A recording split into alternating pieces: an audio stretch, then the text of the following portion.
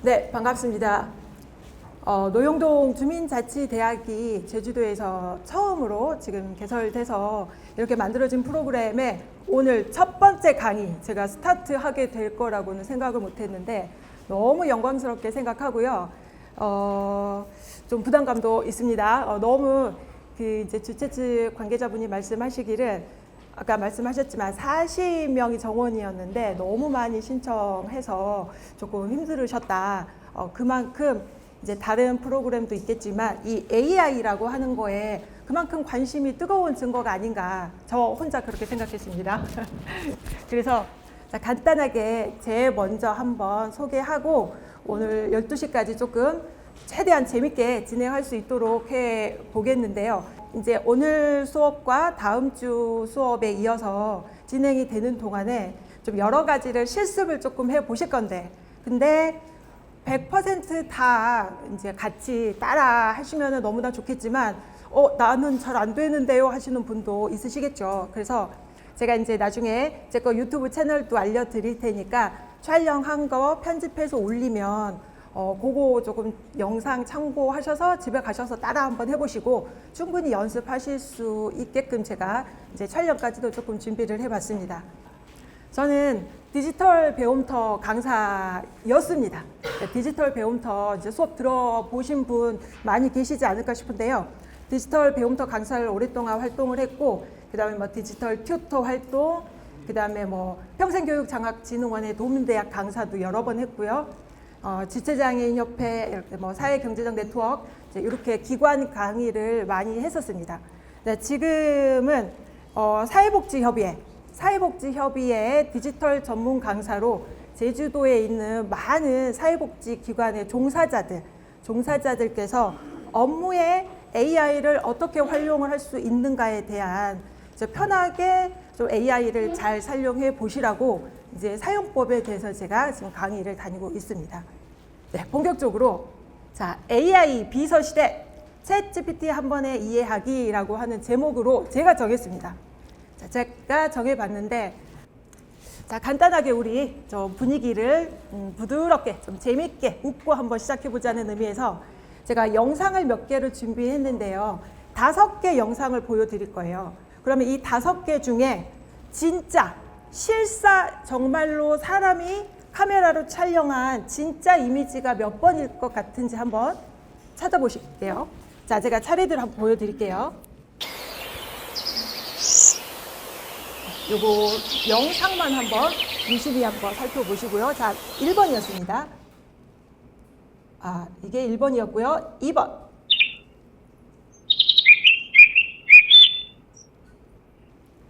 3번.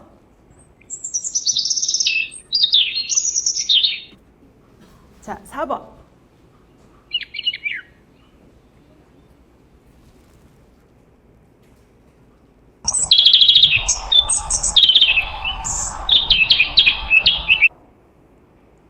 딱 보면 AI인 것 같은 느낌이 바로 드는 영상도 있는 반면 진짠지 가짠지 헷갈리네 싶은 영상도 있으시죠? 여기 다시 한번 1번, 2번, 3번, 4번, 5번 중에 진짜가 몇 번 같으실까요? 1번. 진짜 새 같은 거 1번. 네, 2번. 2번이 진짜 같다. 이게 2번입니다. 3번. 3번이 진짜 같다. 4번. 이건 안 같아. 그죠? 얘는 너무 티나. 얘 4번. 5번. 5번도 좀 티나나요? 네.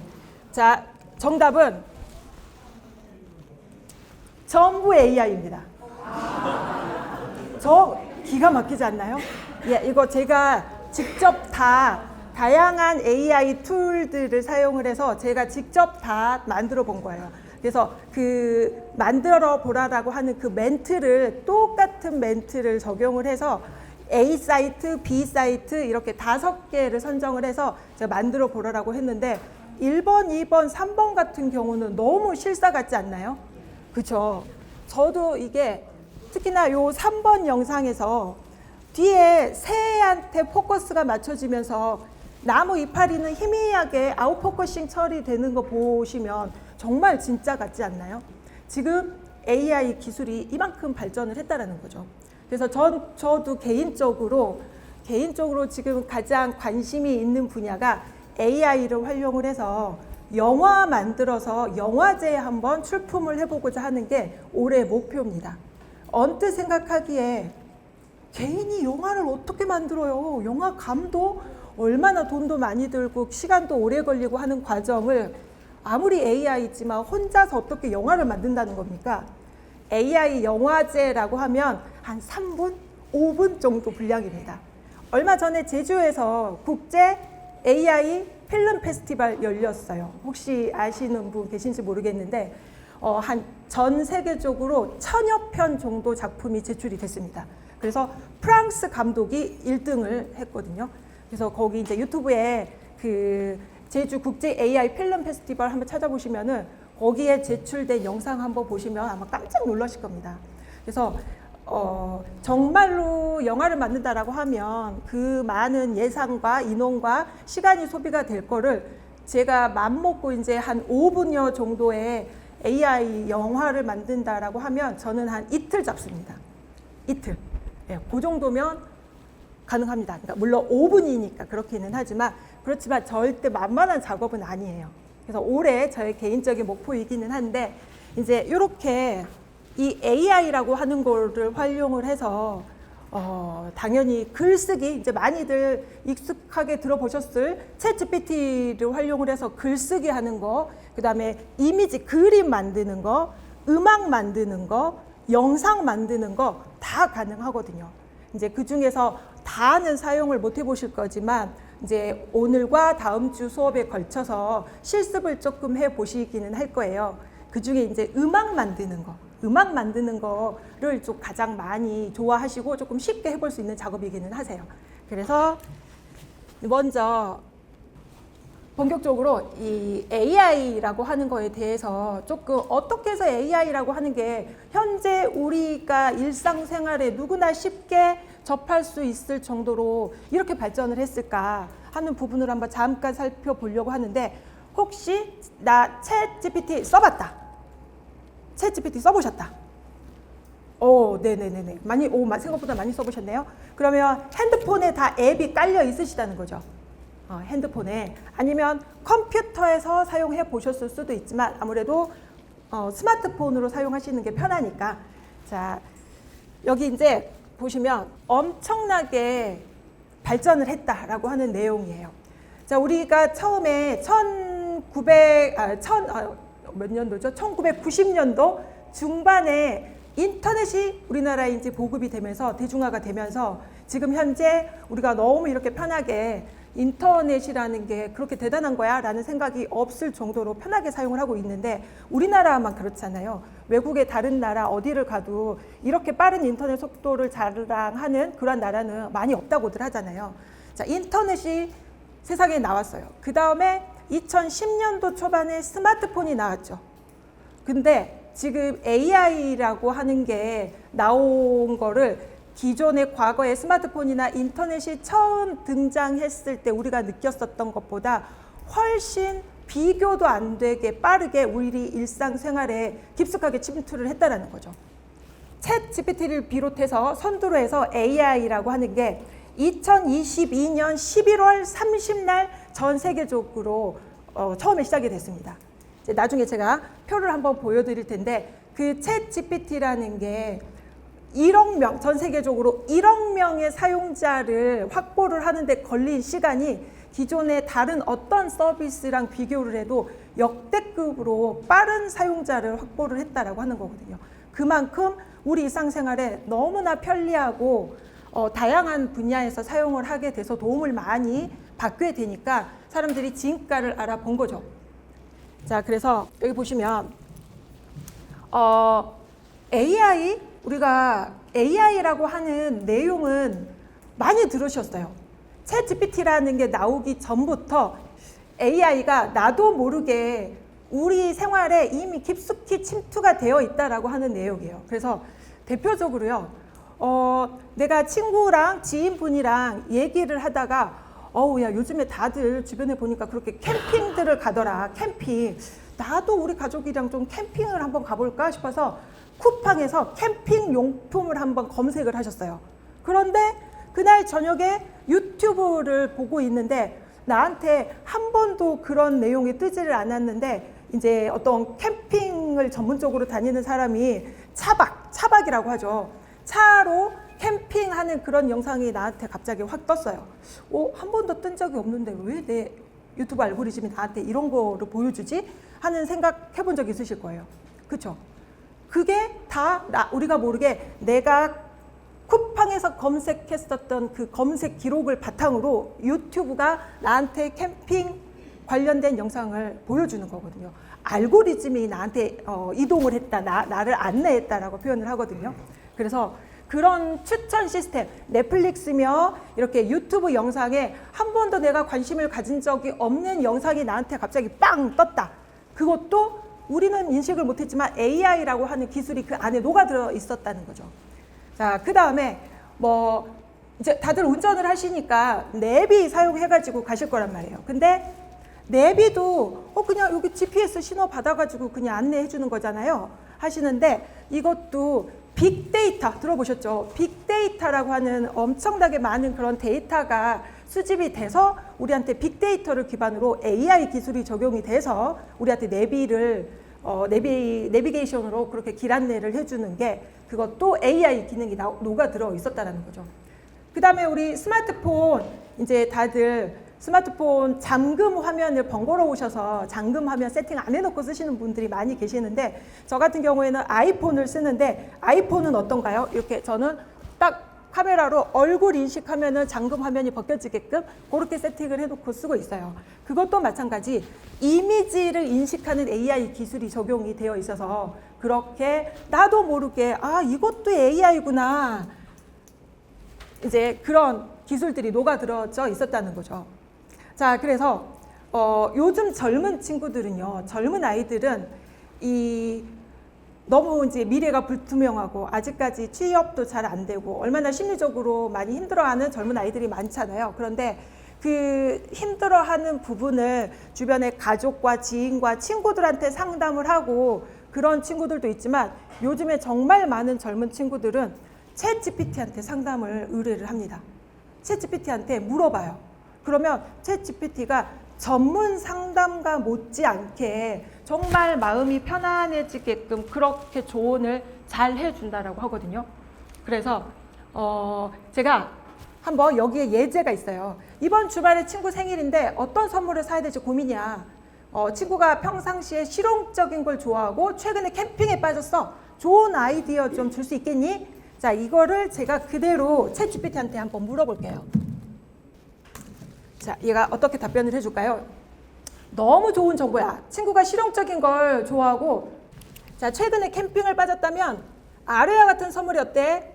휴대용 미니 커피, 드립 세트, 보조 배터리, 캠핑 의자, 방수 피크닉 매트. 너무 좋지 않나요?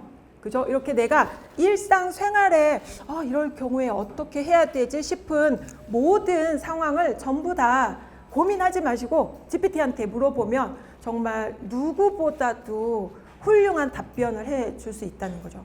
이제 이게 지금은 제가 컴퓨터로 보여드렸지만 핸드폰으로 챗GPT 앱 까셔가지고 이렇게 말로 물어보시면 되거든요.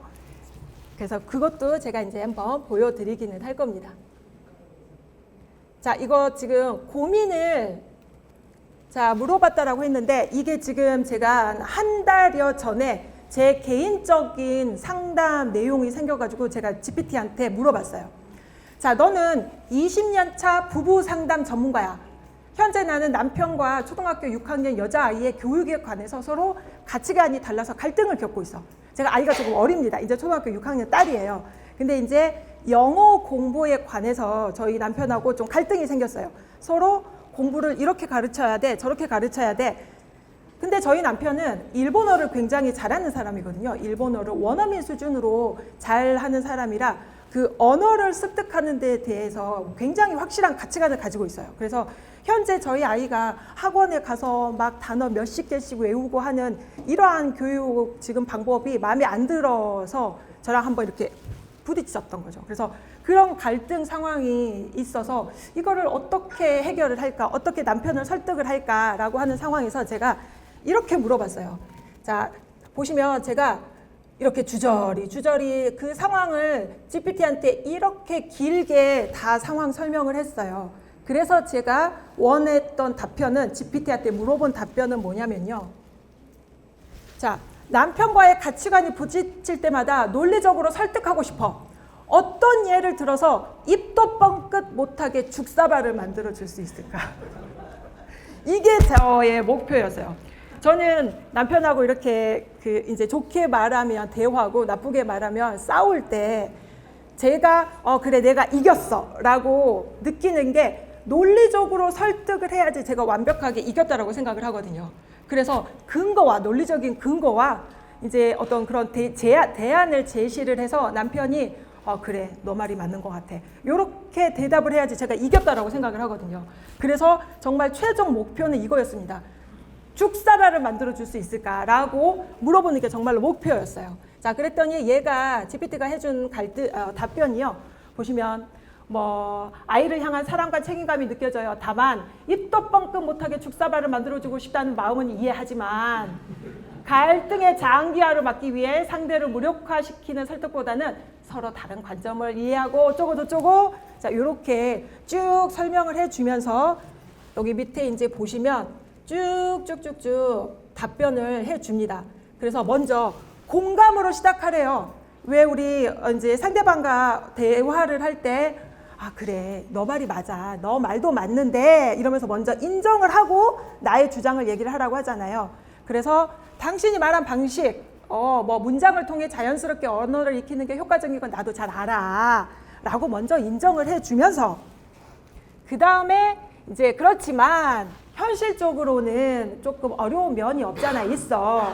그러면서 이렇게 뭐 수영 이론을 들어서 기본 체력을 쌓는 시기야. 이제 이렇게 예를 들어가면서 이제 답변을 해주면서요. 제가 마지막에 빵 터졌어요. 자, 필요하다면 실제 대화 스크립트도 함께 만들어 드릴게요. 원하시나요? 대화 스크립트를 만들어 주겠대요. 자, 그래서 오빠가 영어에 대해 갖고 있는 생각 나도 정말 잘 이해해. 이거 진짜 바로 대화에 써먹을 수 있을 법한 답변이잖아요. 스크립트잖아요. 이렇게 답변을 해주더라는 거죠. 그래서 자, 제가 보여드리고 싶은 거는 이렇게 갈등 상황이나 어떤 친구한테 생일 선물 뭐가 좋을까 아주 사소한 고민에서부터 다 GPT한테 물어보면 90% 이상은 만족할 만한 그런 답변을 해줄 거라고 하는 부분입니다.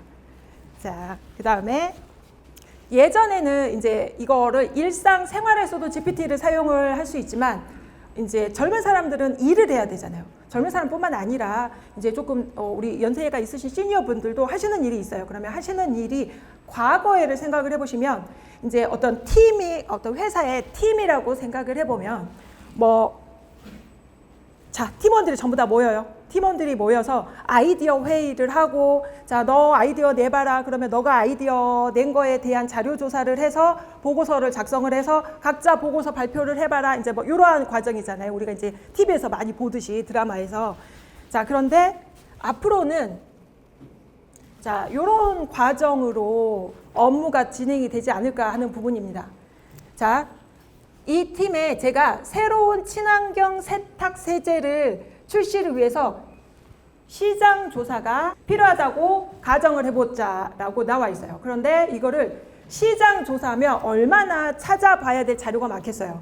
근데 그거를 AI를 통해서 그 많은 방대한 데이터를 빠르게 탐색하고 필요한 내용만 쏙쏙 뽑아가지고 나한테 제출을 해준다는 거거든요. 그래서 자, 이렇게 시나리오가 있습니다. 20대 소비자들의 세제 구매 트렌드와 선호하는 친환경 요소에 대한 최신 보고서, 뉴스, 기사 이렇게 소셜미디어 게시글을 검색을 해. 제가 그래서 얘한테 필요한 자료를 찾아달라고 요청을 한 다음에 AI한테 이제 시키는 거거든요. 자, 너는 세계 최고의 마케팅 전문가야. 20대 소비자가 선호하는 친환경 세제 마케팅 전략을 수립을 하려고 해. 자, 소셜미디어 캠페인 아이디어 5개만 만들어주고 그 다음에 그 아이디어별로 타겟층과 예상 효과를 포함을 해서 나한테 답변을 해줘 라고 챗GPT한테 요구를 했다라는 겁니다. 자, 그러면 GPT가 뭐 이러이러하예 소비자 20대 소비자를 위한 5가지 소셜미디어 캠페인 아이디어, 캠페인에 맞는 뭐 슬로건, 이미지, 자, 이렇게 예상 효과를 자, 생성을 했습니다. 그래서 구체적인 아이디어를 제안을 해준대요. 그러면 여기에 이런 아이디어를 제안을 해줬어요. GPT가 에코 챌린지 틱톡 캠페인 뭐 이러한 아이디어를 제시를 해줘서 이제 요거를 채택을 해서 이걸로 어떤 작업을 해보려고 한다라고 하는 거죠. 자, 그러면 이제 챗봇을 만들어요.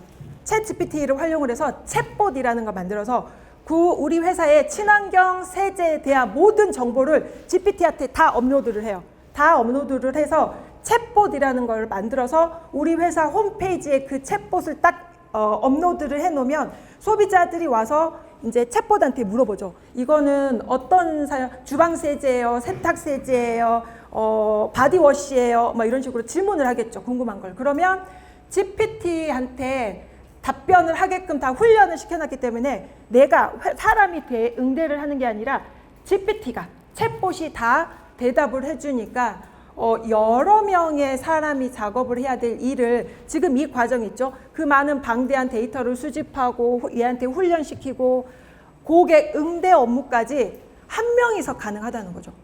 한 명이서 이 과정을. 그 다음에 시간도 그렇게 오래 걸리지 않습니다. 이런 시스템을 만들기까지. 그래서 어떤 말이 나오냐 들어보셨죠? AI가 내 일자리를 침범하지 않을까? AI 때문에 일자리가 많이 없어진다고 하는데 어떤 일자리가 없어지고 내 일자리는 과연 살아남을까? 자, 이런 걱정들이 많다라고 하는 거 들어보셨을 겁니다. 자, 혹시 AI가 더 지금보다 발전을 하면서 사라질 직업 베스트 10 뭐 이런 거 있잖아요. 그런 거 들어보셨을 거예요. 한번 생각해 보실게요. 어떤 직업이 미래에는 없어질 것 같다 생각이 드실까요?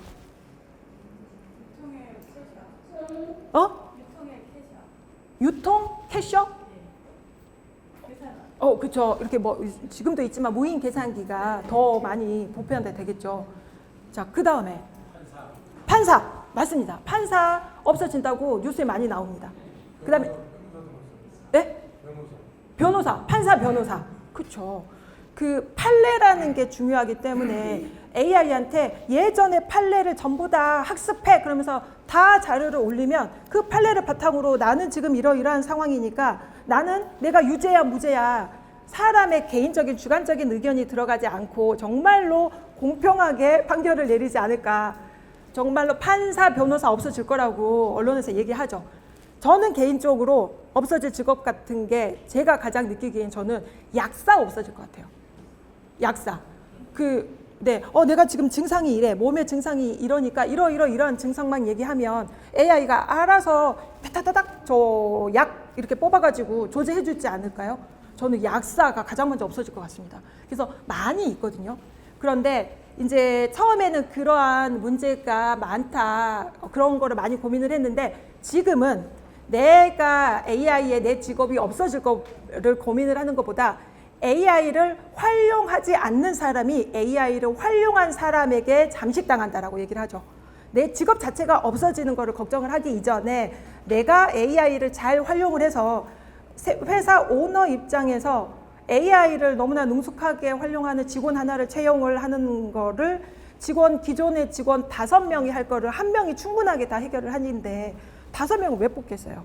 그죠? 그래서 AI를 잘 활용하는 사람이 그렇지 않은 사람 자리를 대체한다라고 하는 말을 지금 요즘에 많이 이제 오르내리고 있습니다. 자, 그러면 지금 이제 제가 AI라고 하는데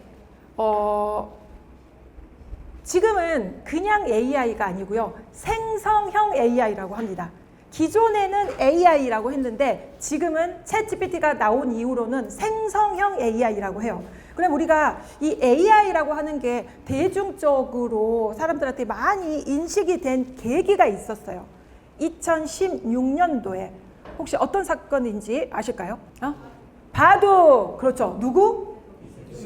알파고, 이세돌, 그렇죠. 알파고 때문에 AI가 전 세계적으로 조금 대중화됐다라고 해야 되나요? 사람들한테 AI가 우리 곁에 조금 많이 성큼 다가올 수도 있겠구나라고 생각하게 된 계기가 됐다라는 거죠.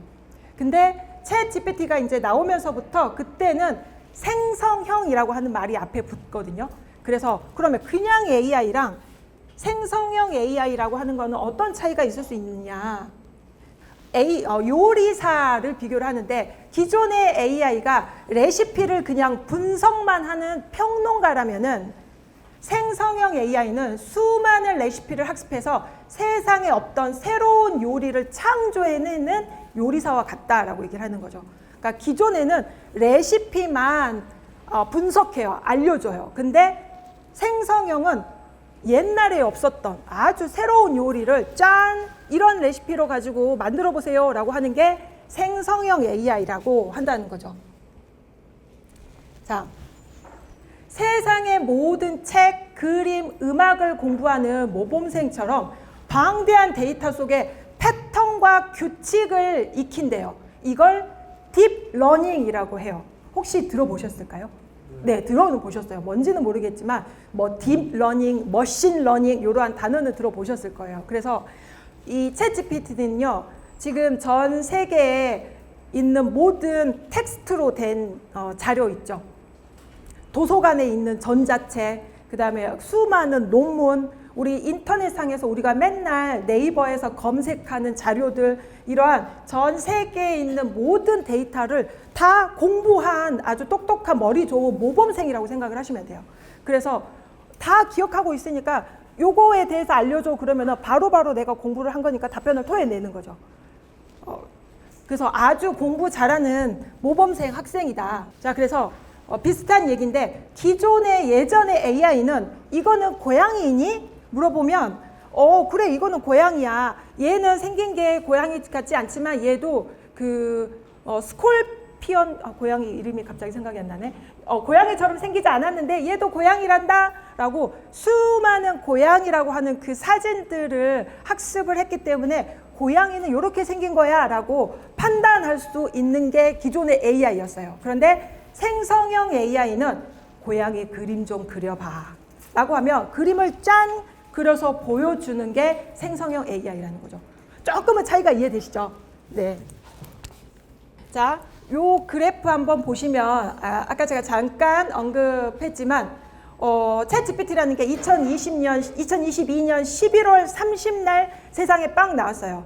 근데 전 세계적으로 1억 명의 사용자를 확보를 하는데 걸린 시간을 다른 우리가 들어봤음직한 이러한 유명한 사이트들과 비교를 해놓은 표예요.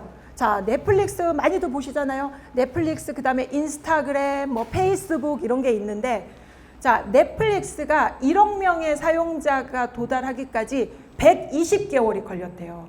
그쵸? 여기 120개월이 걸렸대요. 그런데 맨 밑에 챗GPT는 1억 명의 사용자를 확보하는데 얼마 걸렸다고, 얼마 정도 걸렸을 것 같으세요? 저거랑 얘랑 비교를 하면 2달 걸렸습니다. 2달. 어마어마한 차이인 거죠. 그만큼 너무 잘 쓰면 내 일상에 엄청 도움이 되더라 라는 거를 사람들이 금방 느꼈기 때문에 사용자를 이렇게 빠르게 확보할 수 있었다는 거죠. 자, 그러면 챗GPT가 어떤 것들을 쓸 수 있느냐라고 하는 부분입니다. GPT를 가지고 내가 내 개인적인 취미생활 아니면 내 업무에 어떤 면에 적용을 할 수 있을 거냐. 자, 보고서를 작성을 하고자 하는데, 자, 우리 회사에 2024년 3분기 마케팅 성과 보고서 초안을 좀 작성해줘. 자, 그 보고서에는 주요 성과와 뭐 분석, 다음 분기의 계획 등이 들어가야 돼. 이렇게 요청을 해서 보고서 초안이라는 거 작성을 하려면 기존에 이제 내가 담당하는 직원이다 그러면 하루 종일 자료 조사하고 뭐 표 만들고 엑셀 작업해서 숫자 넣고 하는 그런 작업이 필요하지 않겠습니까? 근데 보고서 초안 1분이면 나와요.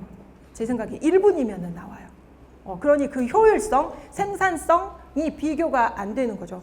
그 다음에 또 이메일을 작성을 해야 되는데 이메일, 아이고 우리 회사가 저기 외국에 거래처가 있어요. 그래서 외국의 바이어한테 메일이 왔는데 답장을 써야 되는데 아유 어떡해요. 저 영어도 잘 안 되고 이거 내 업무가 아닌데 나보고 이메일을 답장을 하라 그러는데 어떻게 써야 되지?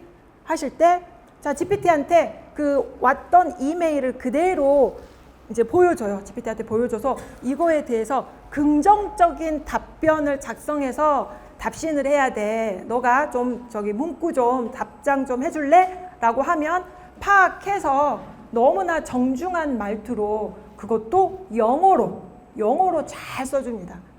그러니 영어 못하는 직원이 있어도 얼마든지 누가 부담스럽게 느끼겠어요. 이렇게 일을 잘하는데.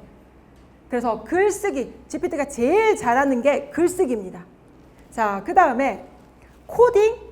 자, 코딩, 저도 코딩 잘 모르는데요.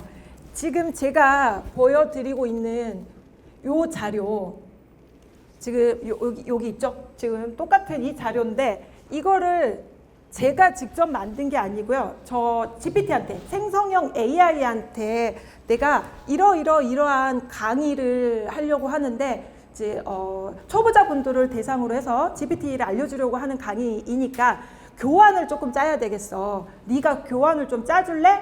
그랬더니 혼자 이렇게 막 코딩합니다. 알아먹지도 못할 거를 자동으로 막 지가 코딩을 하는 거거든요. 그래서 이렇게 짠 그 코딩의 결과가 이렇게 나오는 거예요. 그래서 지금 이 자료를 제가 보여드리면서 여러분들한테 지금 설명을 드리고 있는 거예요. 너무 이거 제가 작업하는데 얼마가 걸렸을까요? 요 교환 작성하는 요 자료를 처음에 초안을 뽑아내고 수정하고 하는 과정 한 1시간 걸렸을까요? 근데 기존에 제가 파워포인트라든지 그러한 문서 작성 프로그램을 가지고 작업을 하려면 저 아마 하루 종일 했을 거예요. 하루 종일. 진짜 거짓말 안 하고. 근데 이제 수정하는 과정까지 해서 한 1시간 정도 걸린 것 같습니다. 그러니까 그 효율성이라는 게 비교가 안 되는 거죠. 자, 또 여기에 지금 이제 예술 분야도 있대요. 아까 우리 이미지 그림 잘 그려준다고 했잖아요. 그래서 제가 그림을 그려보게끔 시켰습니다. 자, 여기에 어떤 직원이 화이트보드에 내용을 쓰고 있고 뒤에 큰 통창이 비치면서 그 통창에는 특정한 뭐 다리가 있고 사진을 찍고 있는 사람의 모습을 그려줘 라고 이렇게 제가 주저리 복잡하게 요청을 했어요. 그랬더니 GPT가 자, 이렇게 그려줬어요. 여기 프롬프트 방금 제가 말씀드린 거 똑같이 어떤 직원이 뭐 화이트보드에 그래서 이런 그림을 이미지를 그려줬어요. 그런데 제가 봤더니 흑백인 것 같은 거예요. 그래서 왜 흑백이니? 칼라로 다시 그려줘 했더니 자, 이렇게 네 똑같은 그림인데 정말로 색깔만 조금 더 입혀진 것 뿐이죠. 이렇게 그림 이미지도 그리는 것도 너무 잘 하다 보니까 이제 소상공인들 이제 내 업을 홍보를 해야 되는데 어떻게 인스타도 할 줄도 잘 모르고 블로그, 유튜브 이제 이런 거 많이 하잖아요. 요즘에 소상공인들은 인유블 해가지고 인스타, 유튜브, 블로그를 필수적으로 운영을 해야지 내 업을 마케팅을 할 수 있다라고 하거든요. 특별히 돈 들이지 않고 할 수 있는 홍보 수단이에요. 정말 홍보 효과 좋습니다.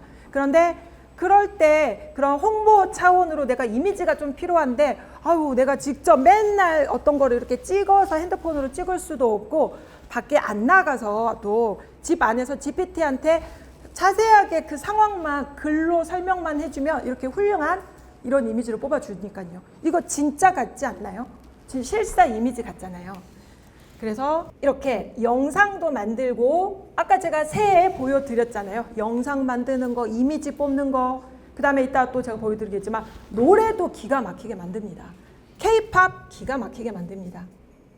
네, 그래서 이제 여기 보시면은 뭐 마케팅 하는 차원으로 사용하고 업무에서 기획 전략 작전으로 그러한 프로젝트로 GPT 활용을 할 수도 있는 거고요. 아까처럼 챗봇이라는 걸 만들어서 전화를 우리 1588 뭐 이렇게 고객센터 전화를 사람이 응대하게끔 하려면 자 이제 직원이 필요하고 인건비가 들어가고 할 수 있는 부분을 GPT를 활용을 하면 365일 24시간 직원 인건비 들어가지 않고 GPT가 다 응대까지 해주고 하니까 인건비 절감 차원, 회사 자금의 전략 차원에서도 너무나 GPT를 훌륭하게 잘 쓸 수 있다라고 하는 거죠. 자 그러면 이제 여러분들 AI 하면은 대부분 GPT, 챗 GPT만 생각을 하시는데 왜냐하면 챗 GPT라는 게 이 AI 산업에 제일 첫 번째로 빵 하고 나왔기 때문에 시장을 선점한 효과가 있었잖아요.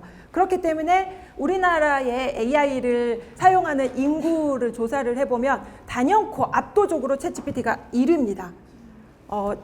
거의 90% AI를 쓴다 그러면 90%, 80%, 90%가 GPT만 쓰고 있는 경우가 많다고 해요.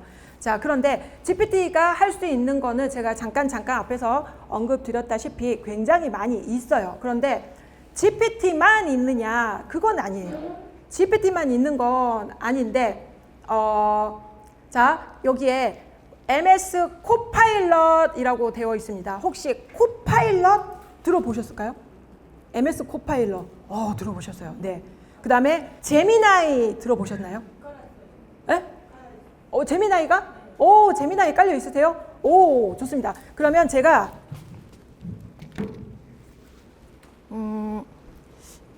이게 지금 먼저 제 거 핸드폰에 있는 챗 GPT를 제가 핸드폰으로 실행을 해서 어떤 거를 한번 보여드리려고 하냐면 나중에 이제 다 한번 실습을 해보시긴 할 건데요. 자, 잘 안 보이시겠지만 내 말 들리니? 네, 잘 들려요. 화면은 조금 어둡게 나오긴 하는데 필요한 거 있으면 언제든 말씀해 주세요. 지금 어떤 걸 도와드릴까요? 내가 지금 카메라를 켜서 화면을 공유를 해줄 테니까 어떠한 상황인지 한번 설명을 좀 해줘봐. 알겠어요. 화면이 잘 보이면 제가 보이는 대로 상황을 설명해 드릴게요. 지금 카메라를 켜신 것 같은데 화면 공유가 시작되면 바로 알려주세요. 자, 화면 켜졌어. 지금 어떤 상황인지 파악이 되니? 네, 지금 보니까 강의실 같은 공간에 많은 분들이 앉아 계시네요. 다들 앞쪽을 바라보고 계시는 것 같고 뭔가 발표나 강연 같은 걸 준비하시는 분위기 같아요. 혹시 제가 더 확인해 드릴 부분이 있을까요? 나는 지금 교육생들을 대상으로 성인을 대상으로 챗 GPT에 관한 강의를 하고 있어. 많은 분들이 신청을 해주셔서 아주 열심히 지금 강의를 듣고 있거든. 이분들에게 열심히 힘내서 강의를 잘 들으셨으면 좋겠다라고 하는 응원 메시지 한번 해줄래? 와, 이렇게 많은 분들이 열정적으로 참여하고 계시다니 정말 멋지네요. 모두 끝까지 힘내시고 강의에서 좋은 인사이트 많이 얻어가시길 바랄게요. 여러분 모두 파이팅입니다. 고마워. 기가 막히지 않나요? 이 목소리가 AI 목소리처럼 느껴지시나요? 전혀, 그죠? 사람이 정말로 얘기하는 것처럼 목소리도 너무 좋은 젊은 남자인 것 같잖아요. 그 다음에 우리 AI라고 하면은 그렇게 딱딱하고 딱 들어도 AI 같은 느낌이 나는 그런 목소리는 많이 들어보셨잖아요. 근데 아까 얘가 말하는 거를 들어보시면 제가 보기에는 이런 거 있잖아요. 이거를 정말로 사람이 이렇게 얘기를 하지 AI는 조금 힘들잖아요. 근데 저거 들으면은 진짜 사람인지 AI인지 쉽게 구분이 될까요? 그래서 지금 제가 이 카메라 켜가지고 보여드린 이게 챗 GPT를 켜서 보여드린 건데 무료로 저는 지금 챗 GPT를 유료로 사용을 하고 있어요. 그래서 한 달에 한 3만 원 돈 정도가 나가거든요. 근데 무료 사용자도 길게는 쓸 수는 없지만 사용하실 수 있으세요.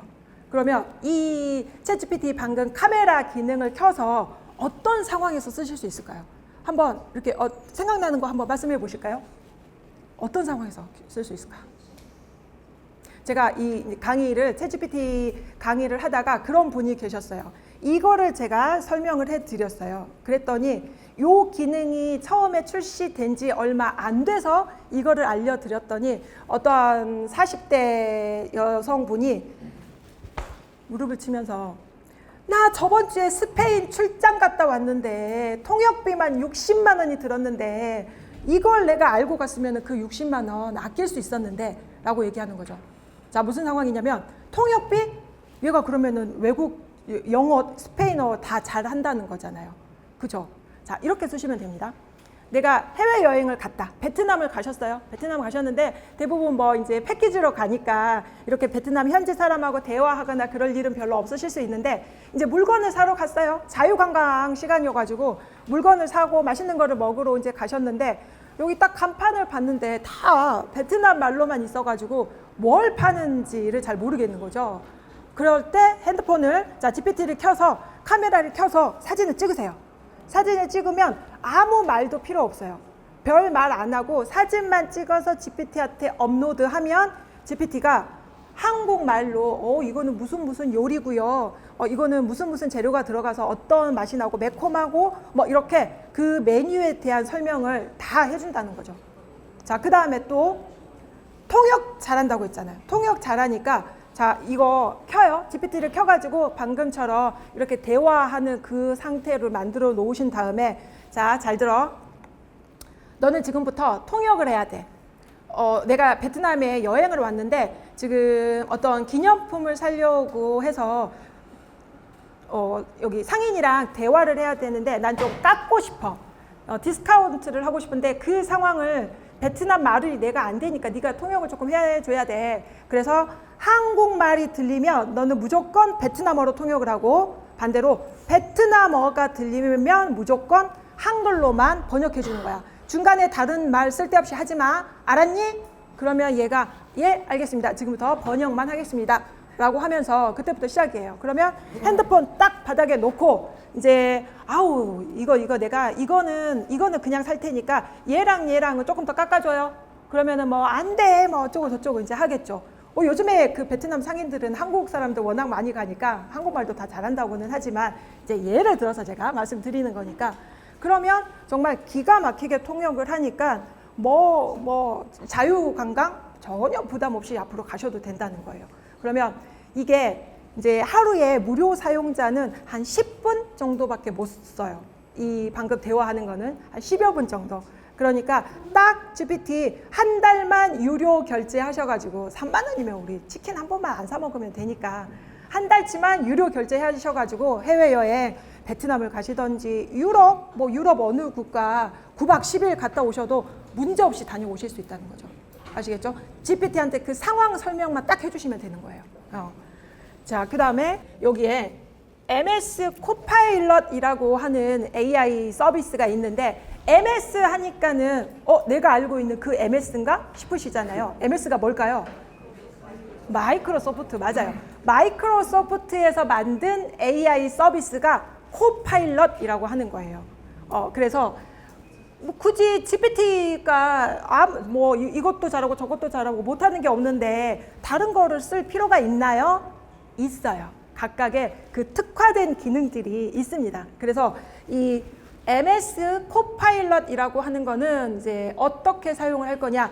지금 이제 컴퓨터를 조금 사용을 해보시는 분들은 아시겠지만 여기 밑에 이렇게 요렇게 생긴 표시가 있거든요. 어느 순간부터 저 표시가 노트북에 다 탑재가 되어 있어요. 그래서 내가 이렇게 작업을 하다가 저 코파일럿이라는 거를 불러내요. 호출을 해서 야, 내가 지금 어떤 작업을 하려고 하는데 뭐가 잘 안 되네. 여기 여기 네이버 기사를 내가 좀 읽고 싶은데 내용이 너무 어려워. 이 기사 내용을 조금 요약해 줄래? 그러면 한 대여섯 줄로 쫙 요약해 가지고 긴 거를 짧게 요약해 준다든지 그렇게 사용하셔도 되고.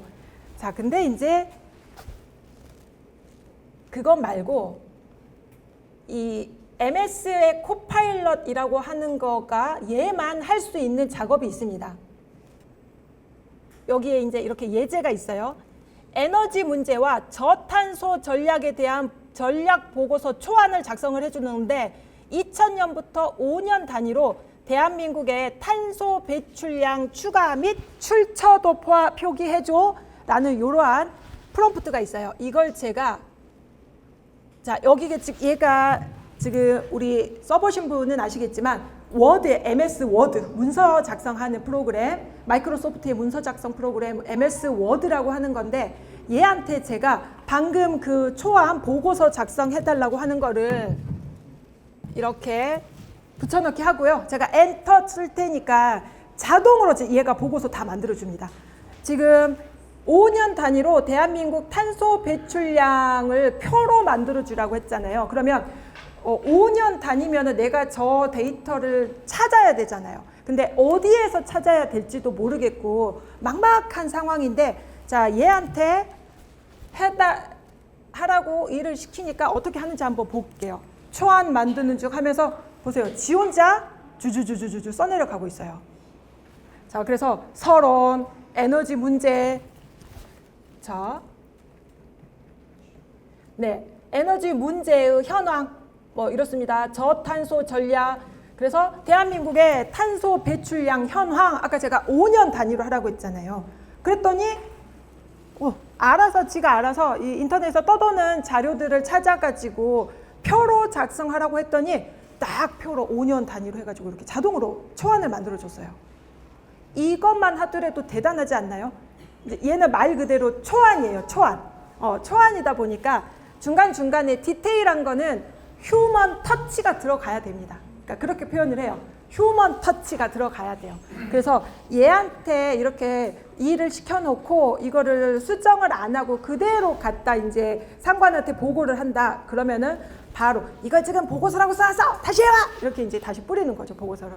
반드시 디테일한 거는 수정을 해야 되기는 하지만 이 정도도 훌륭하죠. 그래서 이 MS 워드라고 하는 문서 작성 프로그램에 이 AI가 접목이 됐다는 거예요. 그러면 엑셀도 접목이 됐고요. 워드도 접목이 됐고 파워포인트, 우리 직장생활 하면서 이 세 가지 문서 작성은 필수로 다 써야 되잖아요. 그런데 AI가 접목이 되면서 이렇게 내가 처음부터 끝까지 하얀 백지에서부터 작업을 해야 될 거를 그래도 초안을 잡아주고 하니까 조금 디테일만 추가해주고 수정해주면 되니까 얼마나 내 업무 시간이 줄어들겠어요. 이렇게 할 수 있는 게 이거는 MS밖에 못하는 거죠.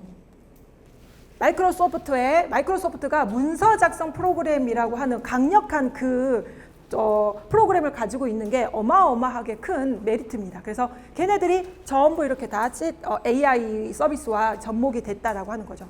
자, 그 다음에 제미나이. 자, 여러분들 지금 아이폰 쓰시는 분. 아이폰 쓰시는군요. 자, 대부분 99%가 이제 갤럭시를 쓰시잖아요. 그러면 갤럭시 핸드폰을 쓰시니까 구글의 안드로이드 기반의 핸드폰을 쓰시는 거잖아요. 그러면 이 제미나이라고 하는 게 여기 나와 있죠. 구글이 개발한 멀티모달 AI 텍스트 자 이렇게 나와 있는데 지금까지는 챗 GPT가 압도적 1등이죠. 전 세계적으로 봐도요. 챗 GPT가 압도적 1등입니다. 그런데 저는 구글이 가만히 있지 않을 거다 예상을 했어요. 왜? 스마트폰에 안드로이드라는 시스템을 구글이 가지고 장악을 하고요. 그 다음에 안드로이드 기반의 핸드폰이 아이폰보다 훨씬 전 세계적으로 점유율이 높잖아요. 그래서 구글이라고 하는 회사가 정말 어마어마한 강력하거든요. 그 다음에 저가 지금 컴퓨터에서 크롬이라는 브라우저를 사용을 합니다. 그래서 검색 시장에 브라우저가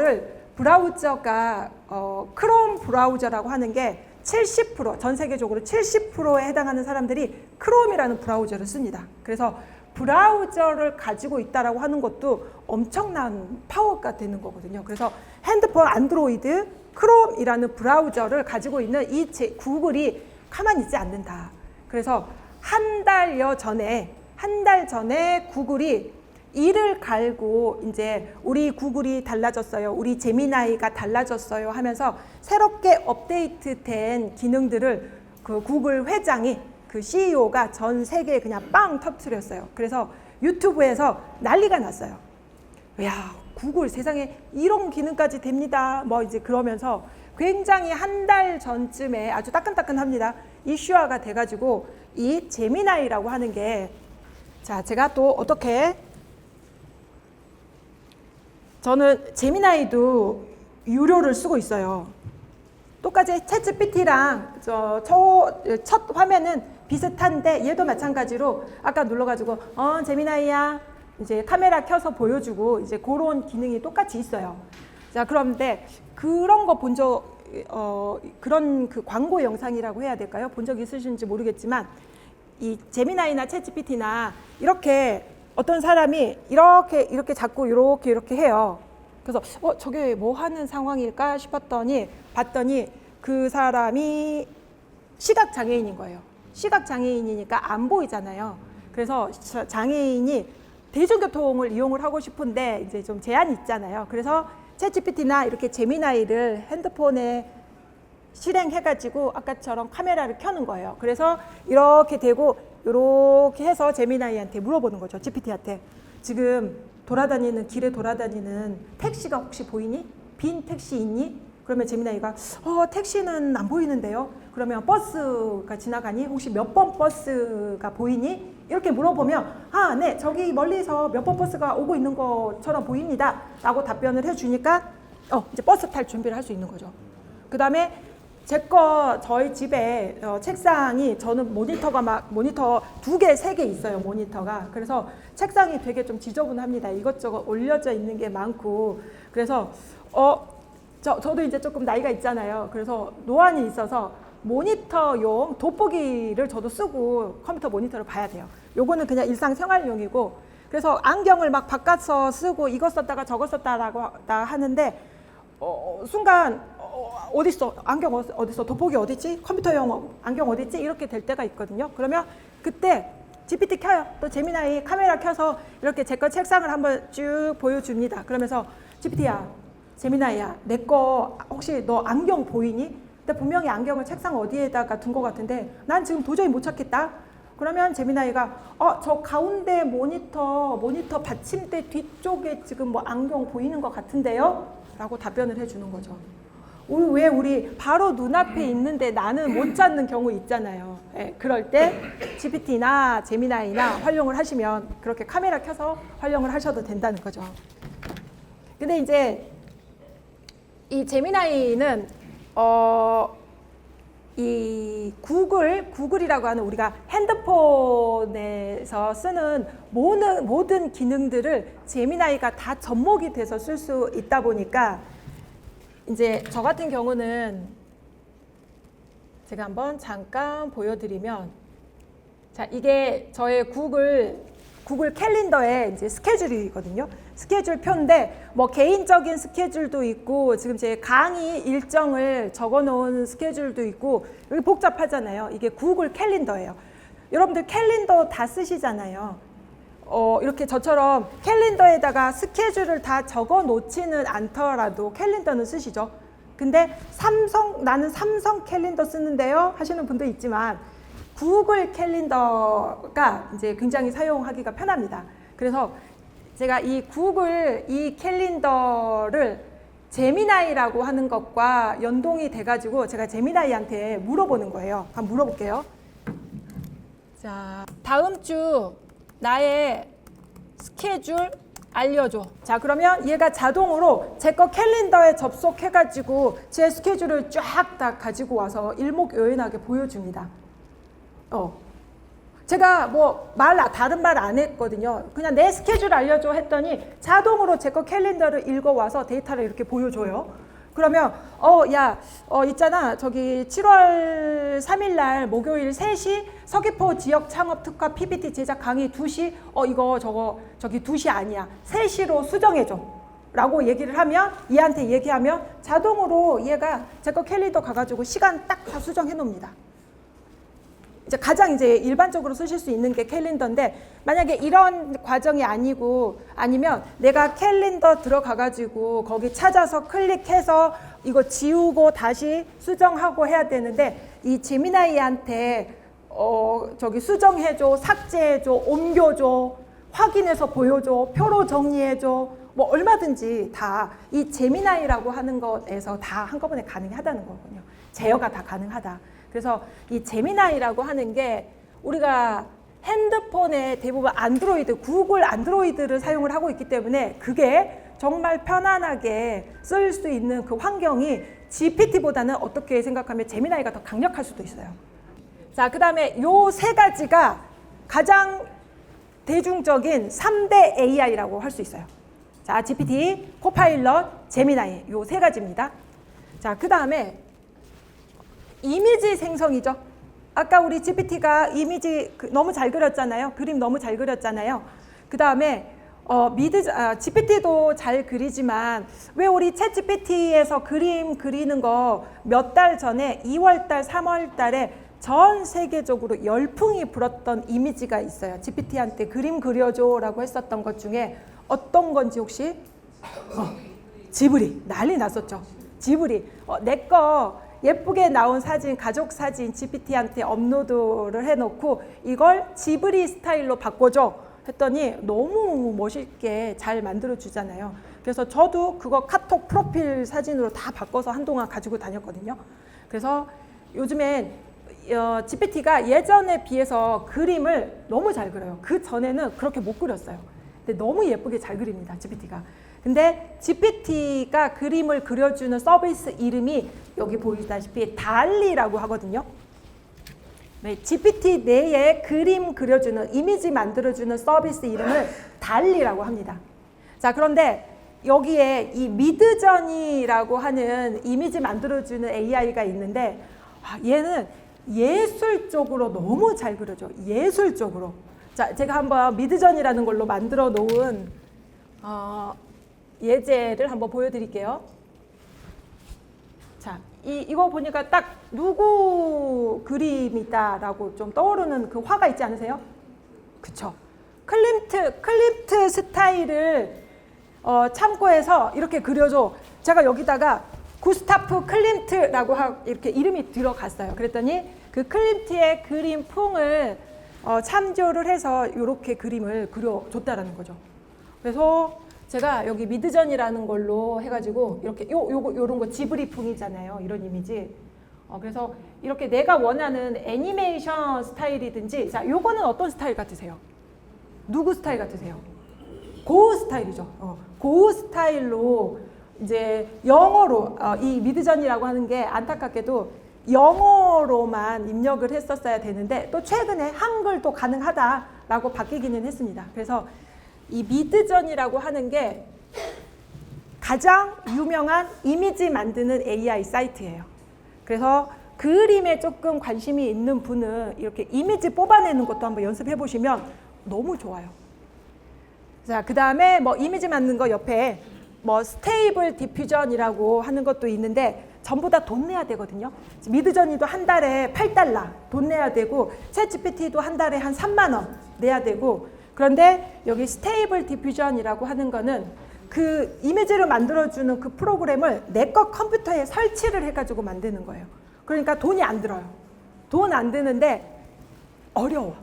사용법이 조금 어려워서 아무나 좀 쉽게 접근을 못해요. 저도 하다가 포기했어요. 좀 어려워서. 근데 돈이 안 들어서. 자, 그 다음에 이제 우리 음악도 만든다고 했잖아요. 자, 수노라고 하는 가장 유명한 음악 만드는 AI 서비스입니다. 수노라고 하는 거. 저는 이 수노라는 거를 활용을 해가지고 제 거 유튜브 채널, 음악만 하루 종일 플레이 해주는 그런 유튜브 채널이 있죠. 예, 그 채널도 제가 만들었거든요, 개인적으로. 그래서 저작권 상관없어요. 유튜브는 가장 중요한 게 저작권이잖아요. 음악이든지 이미지든지 저작권이거든요. 그런데 저작권 걱정 없이 AI가 만들어주는 생성물들은 저작권이 나한테 있습니다. 아직까지는. 대신에 유료로 수노라고 하는 사이트도 한 달에 한 10,000원 들어가요. 근데 그 유료 계정에서 만들어진 결과물은 저작권이 나한테 있다. 그렇게 생각하시면 돼요. 그래서 굉장히 운영할 수 있는 방법이 많은데, 이제 이렇게 뭐 여기에 11랩스라고 하는 거는 내가 말을 안 했어. 내가 직접 이렇게 말을 안 했는데, 자, 안녕하세요, 반갑습니다. 저는 생성형 AI 전문가 쿨제이라고 합니다. 이렇게 제가 대사만 쓰면은 제 목소리로 제가 직접 말한 것처럼 사운드를 만들어주는 그런 사이트, 그런 전문 AI 사이트. 그러니까 보세요. 분야가 다 나누어져 있죠. 세분화가 되어 있죠. 자, 이러한 다양한 영역의 AI가 각각에 다 포진하고 있는데, 자, 그런데 중요한 건 이런 얘기 혹시 들어보셨을까요? 아, 나 GPT 써보기는 써봤는데 나는 좋은지 잘 모르겠던데. 뭐 그렇게 다들 주변에서 좋다 해가지고 나도 GPT한테 뭔가 좀 물어봤는데 나는 결과물이 내 마음에 별로 마음에 안 들었어 하시는 분이 계셔요. 분명히 계셔요. 이제 그거는 왜 그러냐면 질문을 제대로 안 했기 때문에 내가 받은 답변이 내 마음에 안 드는 거예요. 그래서 다들 쓴다는데 나는 별로던데 그러면서 이렇게 제껴놔 버리셨을 수도 있어요. 그래서 질문을 잘 해야 된다라고 하는 부분이 어려운 말로 조금 낯선 용어인데 프롬프트 엔지니어링이라고 하는 표현입니다. 그래서 프롬프트를 잘 입력을 해야 된다라고 얘기를 해요. 질문을 잘해야 된다. 다른 말로 프롬프트를 입력을 잘해야 된다. 자, 그래서 자, 여기에 예제가 있거든요. 그냥 밑도 끝도 없이 마케팅 슬로건 만들어줘. 이렇게 GPT한테 질문을 하면 안 된다는 거예요. 자, 이렇게 하셔야 되는 거예요. 자, 너는 세계 최고의 마케팅 전문가야. 자, 10대 학생을 위해 재미있게 수학 공부 앱의 슬로건을 만들고 있어. 재치 있고 공감 가는 문구 5개를 만들어줘. 그리고 각 슬로건은 20자 내외로 짧은 설명을 덧붙여줘. 자, 이렇게. 자, 역할, 너는 세계 최고의 마케팅 전문가야. 역할을 부여를 해주셔야 돼요. 그 다음에 맥락, 내가 지금 너한테 질문을 하려고 하는 앞뒤 상황이 이래. 그래서 맥락이라고 하는 거를 지정을 해주셔야 되고, 그 다음에 지시, 자, 재치 있고 공감 가는 문구 5개야, 5개. 이렇게 지시를 하고, 그러면 그거를 어떠한 형식으로, 뭐 표 형식으로 좀 정리해 줄래? 아니면 1번, 2번, 3번, 4번 넘버링을 해가지고 정리를 좀 해줄래? 이렇게 형식까지 세세하게 지정을 해서 질문을 하면 그 받는 답변이 퀄리티가 차이가 나는 거죠. 제가 얘를 그대로 또 카피를 해가지고 GPT한테 또 한번 바로 물어볼게요. 물론입니다. 수학 게임처럼 깨자. 공식보다 꿀잼이 먼저. 틀려도 레벨업 된다. 수포자 금지. 수학 너 재밌어졌네. 알고 보면 너드템이 뭐죠? 너드템이라는 단어는 저도 처음 듣는 것 같아요. 이런 식으로 아까 예제가 재밌게 10대 아이들한테 어필할 수 있게끔 해야 되니까 10대 학생이라고 하는 그 타겟층을 명확히 제시를 한 거죠. 이런 식으로 역할, 맥락, 지시, 형식 이거를 조금 이 규율에 맞게끔 질문을 하면 생각보다 훨씬 더 퀄리티 있는 답변을 얻을 수 있다라고 하는 거예요. 그래서 이 질문을 하는 거를 프롬프트라고 하는데 방금 제가 역할, 뭐 형식, 지시, 맥락 자 이렇게 말씀을 드렸는데 자 너는 경험이 많은 비즈니스 컨설턴트야. 새로운 시장 진출 전략에 대해서 좀 조언을 좀 해줘라. 다시 세계 최고의 시인이야 너는. 가을의 아름다움을 노래하는 시 한 편을 좀 써줘. 스타트업 멘토 이런 식으로 다양하게 너는 아까 제가 보여드렸죠. 부부 상담 20년 경력의 전문가야. 이렇게 역할을 부여를 했거든요. 자, 그 내용이죠. 다양하겠죠. 얼마나 역할이 너는 20년 경력의 기자야. 칼럼니스트야. 카피라이터야. 많이 있겠죠. 요것도 제가 한번 해볼까요? 세계 최고의 시인으로 가을의 아름다움을 노래하는 시 한 편 써줘. 간단하지만 물론입니다. 자, 한번 장문 실력을 한번 보실까요? 바람이 나뭇잎의 뒷모습을 쓸어내릴 때 나는 비로소 계절이 바뀌는 소리를 듣는다. 햇살은 낮게 눕고 길고양이의 그림자마저도 조금 더 길고 고요해졌다. 들판에 익은 숨결이 가득하고 감나무는 더 이상 숨기지 않는다. 너무 대단하지 않나요? 제 머리, 난 내 머리 나도 글 좀 쓰는데 내 머리에서는 절대 저런 글 안 나와 싶은 생각 들지 않으신가요? 글 쓰는 거 좋아하시는 분 계시잖아요. 근데 저는 글 쓰는 거 정말 싫어해요. 일기 쓰는 것도 싫어하고 정말 간단한 멘트 하는 것도 싫어하거든요. 그래서 저는 그런 걸 해야 되는 작업이 있을 때마다 GPT한테 다 물어봅니다. 진짜 한 줄도 제 머리에서 안 쓰려고 하거든요. 너무 잘 써줍니다. 자, 그래서 역할을 부여를 해라. 그 다음에 네, 자, 나는 갓 창업한 소규모의 베이커리 대표야. 최근에 고객 수가 줄어들고 있는데 이를 개선할 마케팅 아이디어를 얻고 싶어 라고 지금 내가 너한테 질문을 한 상황, 맥락을 설명을 해줘야 된다는 거예요. 반드시 이게 제일 중요해요. 맥락 설명이 가장 중요해요. 고등학교 2학년 학생들을 대상으로 각 동아리 발표 자료를 만들고 있어. 주제는 블랙홀이야. 자, 이렇게 내가 뭘 원하는지. 이번 여름 가족 여행, 제주도에 가족 여행을 가려고 하는데 액티비티보다는 휴식 위주의 일정을 원합니다. 자, 여러분들 너무 좋은 게 이 GPT를 사용할 만한 진짜 좋은 예시. 해외여행 내지는 그냥 여행을 가려고 계획을 하고 계신다고 가정을 해볼게요. 일본 여행을 하려고 하세요. 3인, 4인 가족이. 그러면 얘한테 이제 질문을 하시는 거죠. 내가 7월 언제부터 언제까지 4박 5일 동안 일본을 갈 건데 일본의 후쿠오카 쪽으로 갈 거야. 그러면 내가 몇 시에 비행기인데 도착하면 몇 시가 되니까 이제 바로 아마 숙소를 가야겠지? 근데 숙소 금액은 이제 뭐 한 1박에 한 20만 원 내외로 생각하고 있고, 그 다음에 관광지는 오전에 한 군데, 점심 먹고 오후에 한 군데, 이렇게 너무 힘들지 않게 2군데만 관광을 할 거야. 그 다음에 관광지 돌아다니는 중간에 밥을 먹어야 되지 않겠니? 그러면 중간에 식당, 점심 식사를 그 지역의 맛집을 찾아서 그 맛집의 메뉴와 가격과 후기들을 표로 정리한 내용을 같이 보여주고, 뭐 이렇게 아주 세세하게.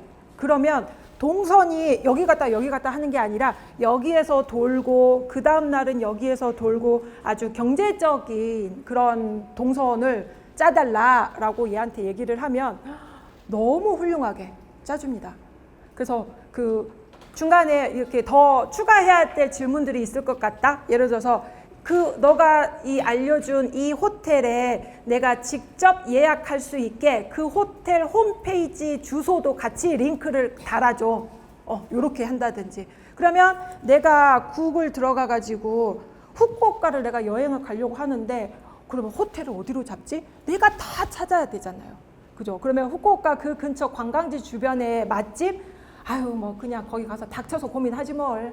그럴 수도 있지만 팀 분들은 아니 뭐죠? 그 계획형이 뭐죠? J인가?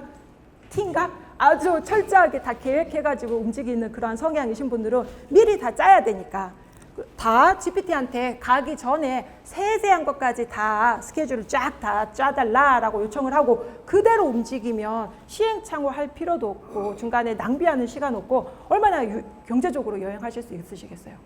그럴 때 여행 계획 짤 때 아주 좋습니다. 그러면은 얘한테 자 너는 일본 여행 그 가이드 전문 20년 차 경력의 전문가야, 가이드야, 이렇게 역할 부여해 주시면 되겠죠. 자, 그 다음에 네, 또 뭐 아까 소규모 베이커리 업체를 운영을 하는데 요즘에 고객 수가 줄어서 고민이야 라고 하니까 내거 베이커리 매장을 홍보를 하려고 하는데 가장 효과적인 게 인스타그램이니까 인스타그램에 업로드할 사진과 게시물 문구를 5개만 추천을 해주고 각 게시물별로 해시태그도 한 10개씩 추천해줘. 이런 식으로. 이제 자영업을 하시는 분이면은 어떤 종목이든지 간에 네일샵 있죠? 뭐 미용실, 네일샵, 베이커리, 커피숍, 레스토랑 어떤 분야도 다 GPT한테 홍보 역할을 맡기면 훌륭하게 뽑아내 준다는 거죠. 자, 아까 또 뭐 고등학생들이 동아리에서 블랙홀에 대해서 발표를 한다라고 했잖아요. 그래서 10분 분량으로 뭐 흥미로운 내용에 대해서 요약을 좀 해줘라. 자, 이러한 목적, 반드시 내가 뭘 원하는지 목적을 분명하게 제시를 하라고 하는 부분입니다. 자, 근데 이제 거기 얘가 해준 답변이 너무 막 중구난방처럼 보이실 수 있어요. 한눈에 잘 안 들어오실 수 있어요. 그래서 내가 가지고 있는, 자, 여기에 제목 있고 땡땡하고 내용 적어지고 소제목 적어지고 내용 적어지고 이렇게 이 예시대로 이러한 형식으로 똑같이 정리를 해서 답변을 해줘. 아까처럼 뭐 표 형식으로 해줘. 아니야, 나는 서술형으로 그냥 쭉 이렇게 풀어서 답변을 해줘. 얼마든지 내가 원하는 형식으로 요청을 하면은 그대로 답변해 준다. 그래서 예시를 같이 제시를 하면 훨씬 더 마음에 드는 결과물이 나온다라고 하는 부분입니다. 이제 이것도 이제 같은 표현이겠죠. 표 형태로 정리해줘, 글머리표 형식으로 해줘, 서술형으로 해줘, 리스트로 만들어줘. 자, 이렇게. 그 다음에 위에는 한글고 적고 그거에 해당하는 말을 영어랑 일본어로도 같이 정리해줘. 이렇게 하셔도 되겠고요. 자, 그래서 자, 예를 들어서 이런 프롬프트가 있어요. 맛있는 김치찌개 레시피 알려줘. 자, 이렇게 GPT한테 질문을 하는 것보다 얘를 조금 더 아까 우리 역할, 뭐 맥락 이런 거를 생각을 해서 이렇게 한번 바꿔보자는 거예요. 자, 제가 얘를 맛있는 김치찌개 레시피. 자, 이렇게 입력한 프롬프트를 조금 더 강화시켜 보면, 자, 한번 볼까요? 얘가 어떻게 한 줄의 프롬프트를 멋있게 만들어 주는지. 시간이 조금 걸리네요. 한 줄이 이만큼 됩니다. 자, 구체적이고 자세한 김치찌개 레시피 요청 프롬프트 해가지고, 자, 너는 한국 음식을 전문으로 하는 요리 연구가 또는 베테랑 집밥 고수야. 말도 기가 막히네요. 베테랑 집밥 고수야. 사용자가 가정에서 쉽고 맛있게 따라할 수 있는 깊은 맛의 김치찌개 레시피를 제공하는 역할을 수행을 해야 돼. 자, 목표는 이 사용자가 맛있는 김치찌개 레시피를 알려줘라는 간결한 요청을 통해 이제 어쩌고 저쩌고, 자, 배경, 목적, 핵심 내용, 제약 조건 보세요. 그 맛있는 김치찌개 레시피 한 줄이 이렇게 바뀌었잖아요.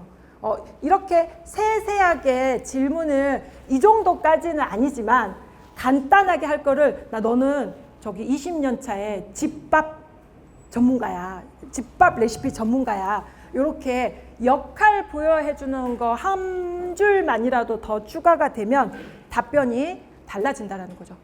자, 제가 말씀드리고 싶은 거는 이겁니다. 자, AI의 결과물은 초안입니다라고 되어 있죠. 아까 제가 초안만 만들어주지 처음부터 완벽한 답변을 해주지 않는다라고 하는 게 중요한 거니까 반드시 AI가 만들어진 결과물 초안을 가지고 휴먼 터치가 들어가야 된다. 반드시 사람 손을 거쳐야지 최종적인 결과물이 나오긴 합니다.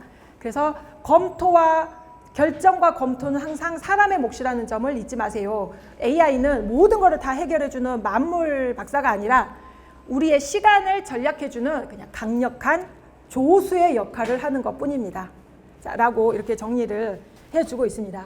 자, 여기 지금 제가 또 간단하게 정리한 건데, 일상 속에서 GPT를 활용할 수 있는 사례.